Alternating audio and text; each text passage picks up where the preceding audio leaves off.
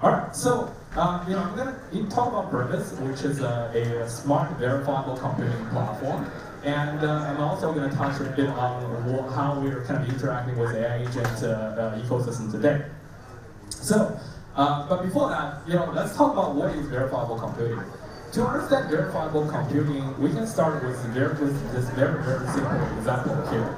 That is like, let's ask this very simple question: why in today's taxes there is no VIP trader program, right? So like VIP trader program is something pretty standard you see in every centralized exchanges. The concept is simple. You just like you trade like maybe $10 million in the last month, and for the next month, this centralized exchange will give you certain trading fee discount. It's as simple as that. It is like one of the most fundamental features of centralized exchanges because it allows better market structure creation for market makers to get low fees. And this is amazing, like every centralized exchange has this. Well, but if you think about it, why don't we have this on DEXs? Like let's say something like this, Uniswap, you've never seen something like this. Well, oh yeah, this slide is kind of weird. Zoe, Victoria, anyone? Okay. Just give me 1 second. I think the slides are probably not the right one. Give me 1 second. I can keep talking. That's perfectly fine. And so yeah, Victoria, can you? Victoria, can yeah. So the reason that this kind of thing is very hard to do on blockchain today is that fundamentally accessing data is insanely expensive on layer 2. To build something like this on Uniswap, you actually need like 8 hours of compute time and 40K in transaction fee, which is kind of insane. So the reason for that, I won't go into too much details from, on the technical side, is that even though blockchains are word computers, but blockchains are fundamentally a synchronous system. It simply cannot run faster than a single server. And in fact, the more node you add in blockchain, the slower it runs.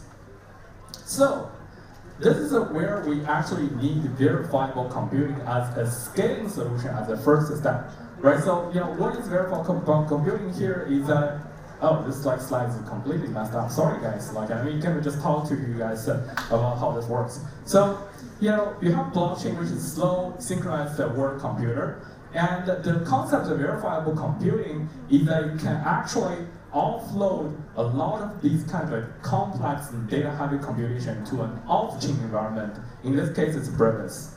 So in this off-chain environment, what you do is that you're not only just computing the result of the computation, but also generate something magical called a zk proof.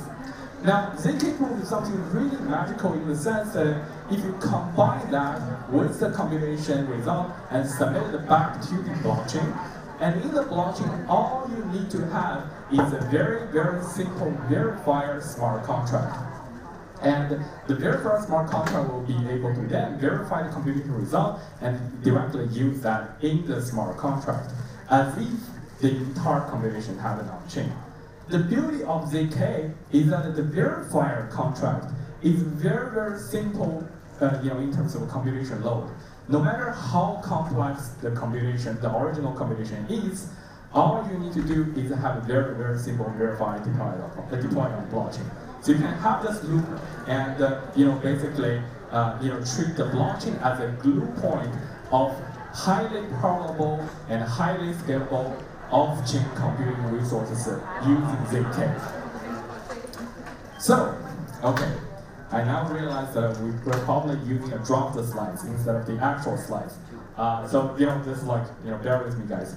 So our first product, at Brevis is called a on-chain data coprocessor. Now, what kind of computation we deal with first is that this kind of computation where you need to calculate what is the user trading volume, right? So what this on-chain data zk coprocessor can do is allow smart contract to trust-freely access historical on-chain data such as transactions, events, states, and run arbitrary computation on top of them in a fully transparent and trust-free way. And then you can use this data on-chain directly. Using Brevis on-chain zk data coprocessor is actually pretty simple. There are 3 steps you can do to do that. The first is that you specify what kind of data you want to read. This is including all the blockchain data available, like transactions, events, states, transactions, events, like who made this trade on Uniswap, who did like this particular swap at what point, who hold what kind of token balance or NFTs in the past, and then you can run arbitrary computation on top of that. The beauty about Brevis' on-chain data coprocessor is that you don't actually need to write any zk circuit. You don't need to understand zk at all. We provide a high-level abstraction for you to actually run computation and write computation using our specialized SDK. That is pretty simple to use. And finally, just stick the data back to the blockchain, and the blockchain smart contract will be able to use that data smoothly. So, okay. Who are using Brevis today? Well, we have a wide range of customers and partners, including some of the best DeFi protocols such as PancakeSwap, QuickSwap, Quanta, Euro Money, which is like a rising star in the crypto stable token ecosystem. And some use case highlights that I want to note is that one first category of the use case is what we call intelligent DeFi. If you look at DeFi today, all the DeFi protocols are running on very static protocol parameters. That is, if you deploy the smart contract, DEX, the fee is the same for everyone for all the time. For lending protocols, the collateral ratio for different assets need to be changed through very tedious and long governance process. And for perpetual swap protocols, like what is the way to actually adjust the rate based on the funding rate is also predefined. But in many cases, as we all know, the industry is extremely dynamic, and you actually want to provide better user experience based on the user interaction with the protocol, right? So this is where we introduce intelligent DeFi, where as a DeFi protocol, you can actually leverage and use historical data to dynamically drive protocol parameters, such as transaction fees, such as risk parameters, such as how you interact with users. For example, we have been working with PancakeSwap and many other DEXs for things like trading volume-based fee, dynamic fee, or for things like volatility-based transaction fee, and things like dynamic collateral ratio for lending protocols such as Mandy on Linea, which is like one of the major lending protocols on Linea ecosystem, and many more. And another thing I want to highlight is something called continuous protocol incentivization. If you have been in the industry for long enough, you know that airdrops today are highly institutionalized. It used to be this kind of a nice surprise, but now everyone just have very professional farmers for airdrops for the token launch. And now airdrop has become a burden for both the project and also the community. Community, when the airdrop rule get announced, are often disappointed because they somehow get excluded or cannot all compete this kind of institutionalized airdrop participants. But for project, it's also a major cost center because they still need to overcompensate without actually, making the entire airdrop rule transparent upfront. So when we are working with protocols, we introduce this kind of a continuous protocol incentivization where protocols themselves can launch incentive programs in an evergreen fashion. For example, we work with Euro Money, which is one of the best stable tokens out there, to distribute 60% of their token supply using zk proof, so that the user themselves can generate zk proof of their past interaction with the protocol under a fully transparent and trust-free process, and directly mint token out of the reward contract without actually having a central party to distribute the reward, and that will incur all sorts of kind of compliance issues and security issues. Now, using Brevis, they're building continuous protocol incentivization protocol that is fully transparent, trust-free, and efficient. And we believe in the year of token launch, which is 2025, a lot more projects are actually working with us on similar product and features. There are many things that I probably don't have the time to talk about, but using just on-chain data and verifiable computing, we can already transform how we interact and how we use the decentralized applications today. Now, but the verifiable computing is not just for on-chain data or on-chain historical data computation. For example, we have heard from our partners to implement the more complex business logic than what can be handled by our SDK. And things, very exciting things for Ethereum, like real-time ETH block proving, is also something that needs verifiable computing in zk. And very importantly, verifiable AI inference. Now, why do we need verifiable AI inference? Let's take this very simple example. In this simple example, you are interacting with the AI agent very much related to blockchain, saying that, oh, hey, I'm holding $1 million in USDC on this chain, and I want you to figure this out for me, how to generate 25% of yield, annualized yield, using this $1 million of USDC. And I'm okay to have exposure for ETH, BNB, and Solana token, but my constraint is that if any of the tokens' price is reduced by 80%, my position will only be affected by 5%. And okay, so these are my constraints, go figure, right? So you put it in this large language model with plural of AI agents orchestrated by this kind of a model, and then it will give you some output. Say, okay, this is what I'm going to do with your assets. How can you tell at this point what is actually inside that black box? Because you're interacting with essentially black box. Can you confirm and be sure that this is actually generated by very hardcore analysis, like with big brain, or just some retarded, super retarded like AI model? You cannot, because you're just receiving the result of an output from a black box, from a chat window. There's no way for you to understand the quality of the AI inference and the model quality and the model benchmark itself.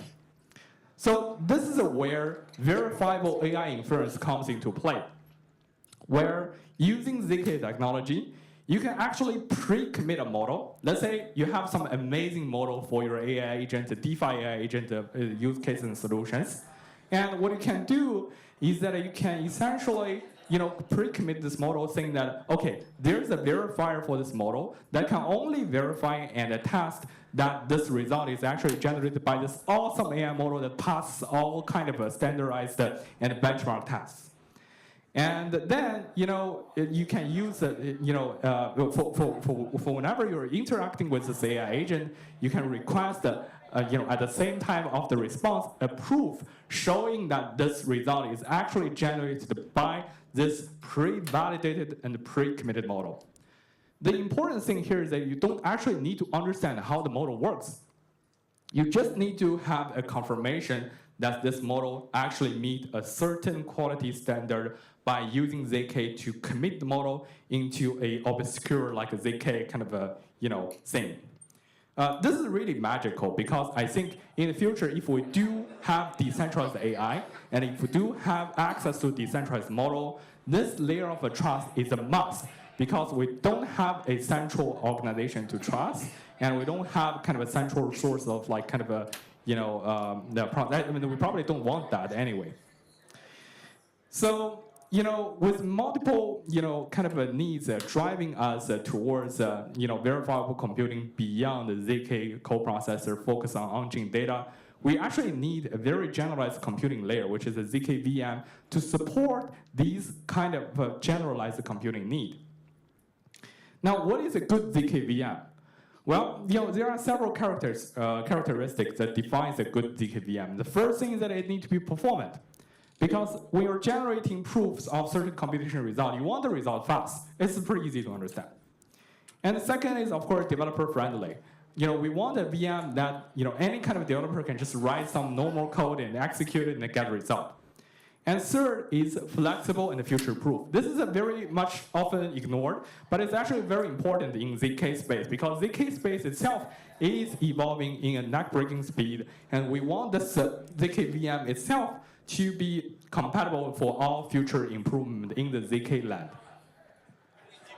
So this is why we are introducing Pico, a modular and performant zkVM. So Pico is very developer friendly in the sense that you don't need to understand anything about zk. You don't need to understand anything about SDK anymore. You just write Rust, plain Rust code, and it will execute on the zkVM to produce a verified and proved result. And it is also very performant, largely due to our modularity design. that we're going to talk about later, and also flexible, also thanks for modularity that is able to support future-proofing backend evolution in the ZK space. So the bottom line I want to drop here is that Pico is extremely fast. It is actually the fastest zkVM on Earth today on CPU. Achieving at least like 1.8 to 1.7 to 1.5 times faster performance comparing to other industry players such as SP1 or like RISC-0. Now the reason for that is that we actually push modularity to a new level, where for zkVMs, usually how you build a zkVM is to use this glue and co-processor architecture, where the glue itself is basically the raw VM with like the instruction set in RISC-V. And then you augment that with a bunch of co-processors for specialized computer to accelerate the performance.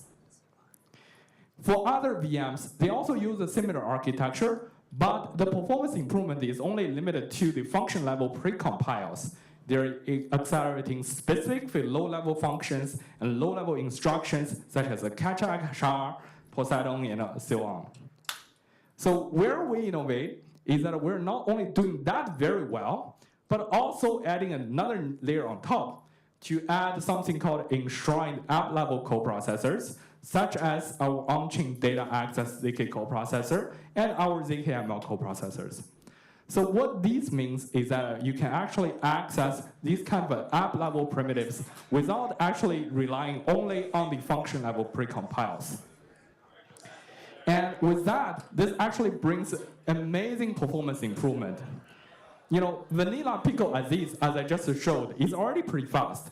Now with enshrined, app-level coprocessors, for example, for use cases like proving a user's trading volume on Uniswap, it will give you an additional 32 times performance boost, which is amazing. And Pico is also designed to be very flexible in prover backend. We support all sorts of proving backend. You can actually switch it just with the one line of code change. And we also have a customizable proving workflow where you can interact and change how you build your own VM. This is very important because different kind of ZK application use cases are actually constructed differently based on their specific need. For example, for some of the use cases like your Ethereum block proving tasks, you actually need this to be verifiable on chain. So you have to have this final combine and the recursion step to actually compress this whole thing to something that EVM can verify. But in many other cases, such as zkML, or just generalized verifiable computing, you don't actually need to have that verifiability on chain. So you can get away from like that kind of a final recursion step and even increase the proof size a little bit to gain much better efficiency. And this can also be adjusted very easily using Pico's highly modular framework. So this is how we're approaching, at Brevis, the entire ecosystem of verifiable computing, and it's also with a combination of, ZK verifiable agent.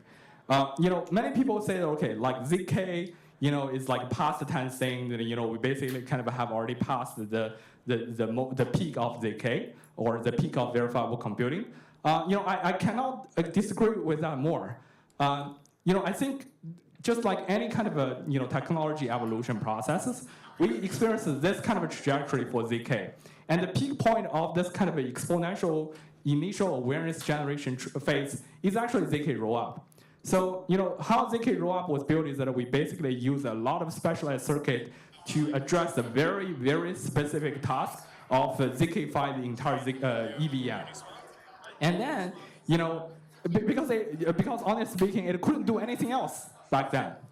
Now, we see this kind of a reduction in awareness and reduction of attention in the ecosystem, but at the same time, the underlying technology keep developing. So I think we're at the kind of inflection phase, after the initial peak, where we're going to see more and more, verifiable computing use cases in the next 2-3 years that is actually going to be powered by ZK.